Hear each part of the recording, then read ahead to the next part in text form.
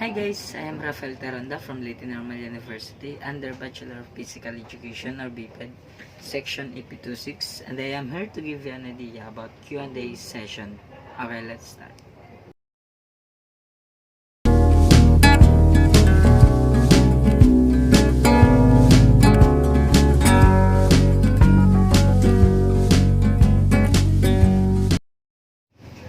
Okay, first, what is planning question?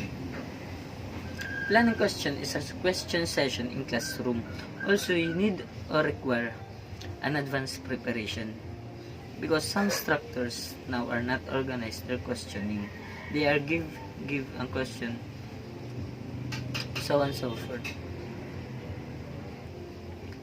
As an instructor, better than your organize your question so that the students they cannot like hindi malilipat like that.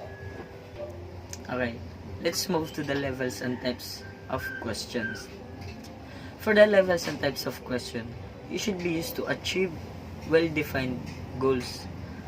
The instructor should be asked a question that will require the students to use their high thinking he or she are trying to develop.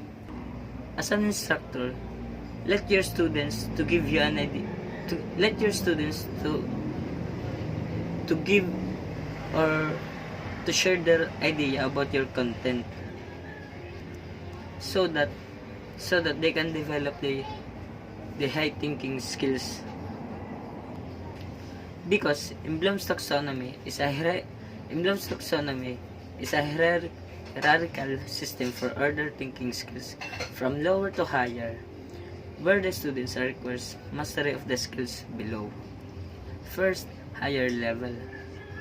Questions or behavior rather than assigning a specific level to those questions or behavior. For the higher level, instead you are assigning a specific level, you should be given specific questions or behavior for the students. And for the lower level, questions are typically at the remember, understand, and apply levels. For the lower level, the students you should be give always to remember the students or understand your content for the lower level. I have also the taxonomy appropriate. For the lower level, they have 3, and for the higher level, they have 4. First, evaluating students' preparation and comprehension. Next, diagnosing students' strengths and weaknesses. Reviewing and or summarizing content. So in lower level, the instructor should be always summarize their content and see the strength and weaknesses of the students, and also evaluate your students for the preparation and comprehension. On the other hand, the higher level questions, encouraging students to think more deeply and critically, problem solving, encouraging discussions, stimulating students to seek information on their own. So in the higher level questions, you need to encourage your students to think critically for your content, and also you should be give also a question to develop their cognitive of the students for the problem solving, encouraging discussion. Also, you're the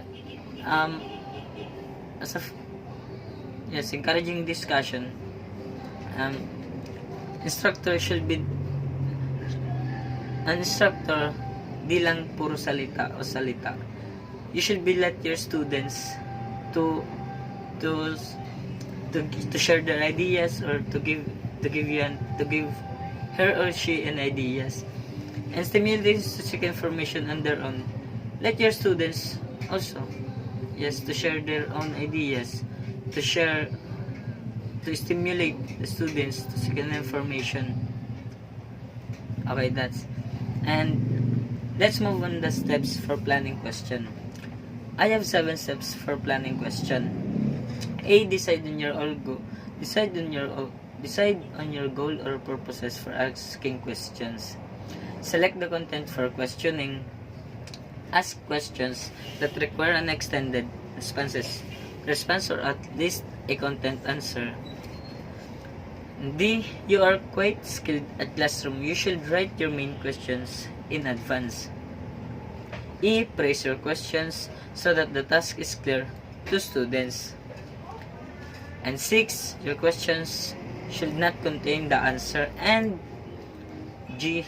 7. When planning your questions, try to participate possible students' responses. That's the 7 planning for questions.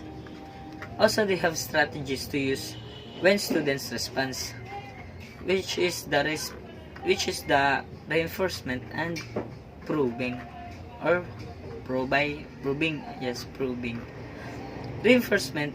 When you say reinforcement, the instructor should reinforce students' responses and questions in a positive way in order to encourage future participation.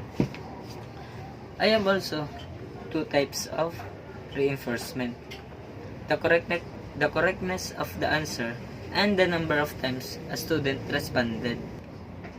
In proving also, the initial response of the students may be superficial.